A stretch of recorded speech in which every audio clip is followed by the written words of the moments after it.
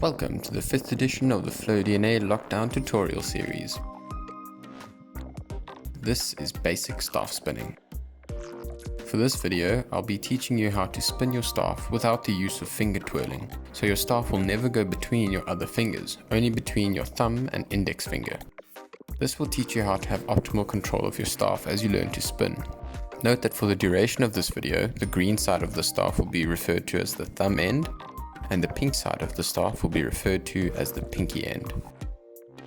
How to hold your staff. First, find the midpoint of the staff.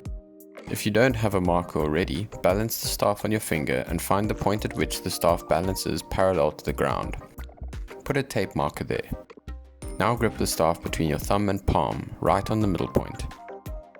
This is mostly where you'll be maneuvering your staff from. Get comfortable with your range of movement here by keeping your hand still but rotating the staff back and forth 180 degrees.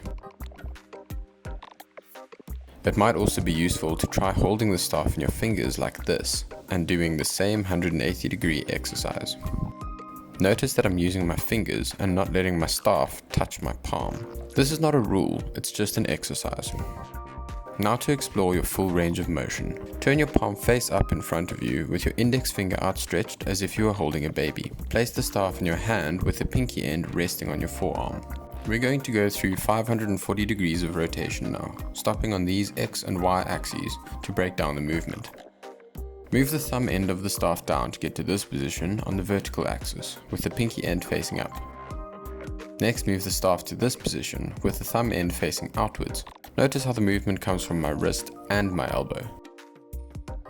We'll then go to this position on the y-axis with the thumb end pointing up, and then turn to a similar position as the one we started in, but with our palm facing down.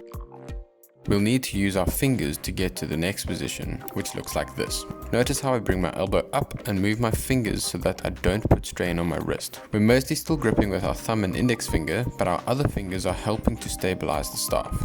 Lastly, we'll bring our palm down again, resting the staff on our thumb and moving our fingers out of the way of the pinky end of the staff. The thumb end moves up under our elbow, which can act as a stabilizer. After you feel comfortable with these positions, try to do them seamlessly back and forth. You don't want to feel any kind of strain with this. Use your shoulder, elbow, wrist and fingers together to make this as comfortable as possible, while keeping the staff as straight on its plane as possible. Time for reels.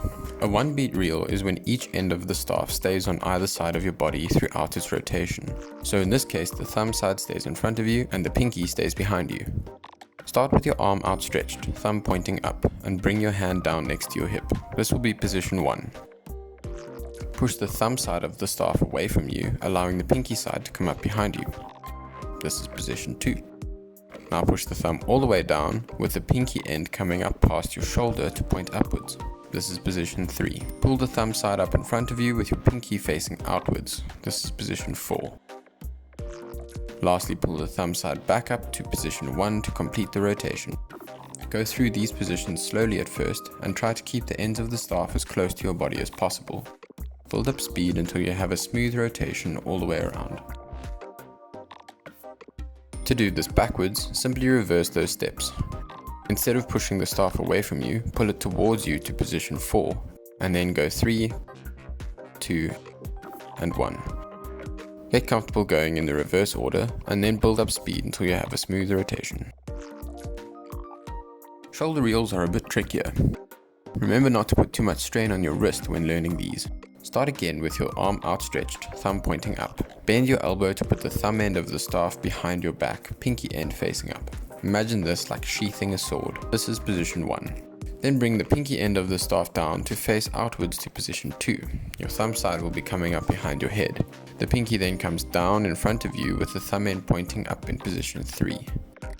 The pinky end then comes in front of your face to position 4. Notice how I'll move my elbow forwards to take the strain off my wrist.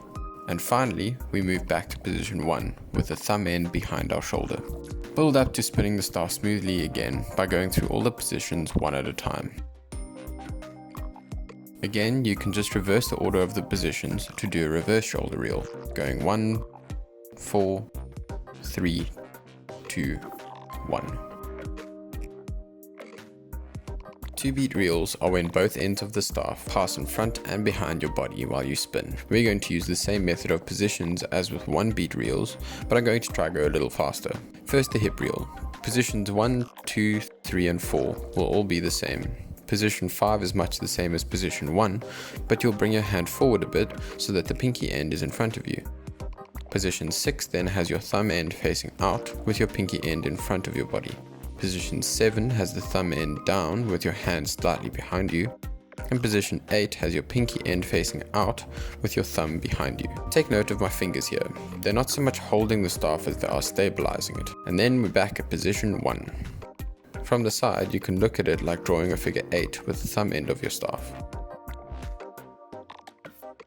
You remember how to learn backwards. I'll leave you to figure that out yourself. When you do, notice how it feels like your pinky end is leading the motion, as opposed to forwards where it feels like your thumb end is leading.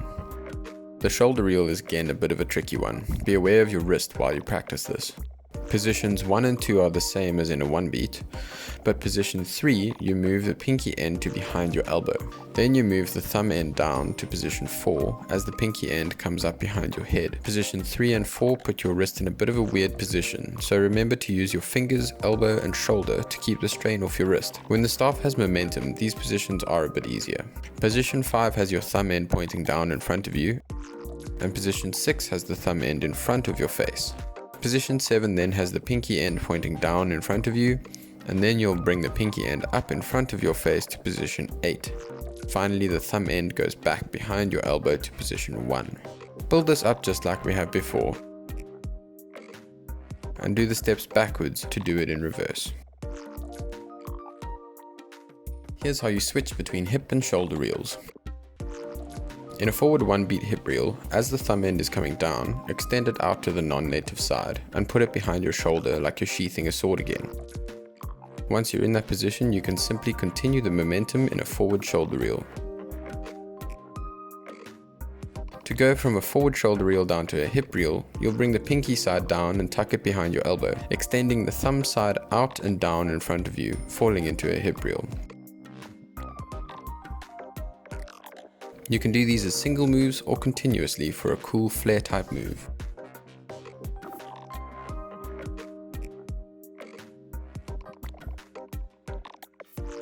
You can also try turning with your staff. You'll most easily be able to turn as the staff is reaching a vertical point.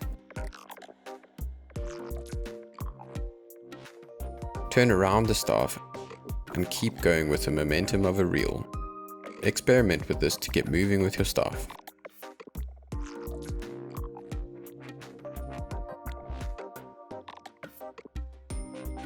I think I might have over-explained a little bit in this video, but I want this to be as accessible to anyone as possible. I feel that if you get this style of staff spinning down, that it adds so much more control to your flow. In the next video, I'll show you how to do some double staff, and if you have this style down with both hands, you should be able to follow along pretty easily. Anyways, thanks for watching, and until next time.